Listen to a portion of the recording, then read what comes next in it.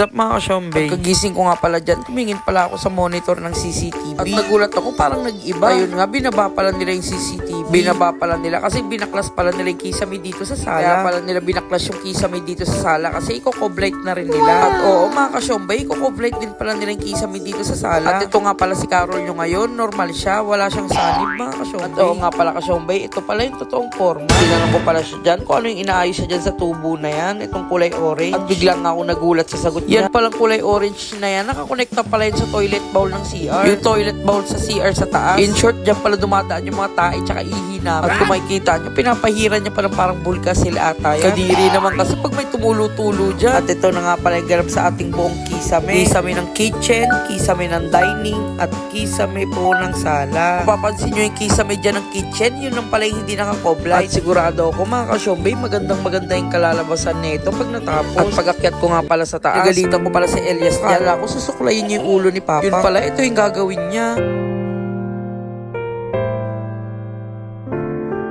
Ito na nga, fast forward. Alis nga pala ako dyan. Pupunta pala ako ng Robinson. Pinag-grab na lang pala kami ni Boss Madam. Magbumotor naman kasi ako mga kasyombe, napakainit. At ito na nga, nakarating na ako ng Robinson. Pagdating ko nga, nagtataka ako, ba't ang haba ng pila? Yung pala, sarado pa yung Robinson. Uwi rin pala ako dyan kasi sarado rin pala yung lalakarin ko kasi Quezon City holiday daw. Ito na nga pala yung kinahapunan. Punta rin pala kami ng SM dyan. Kasi lumipat na kami sa bagong agent ng Sunlight. Yung dating agent kasi namin, nag-resign na. Kaya ito, nag-fill up kami ng bagong kontrata. Oo nga pala, pang day 37 na nila. Paalam. Bukas ulit.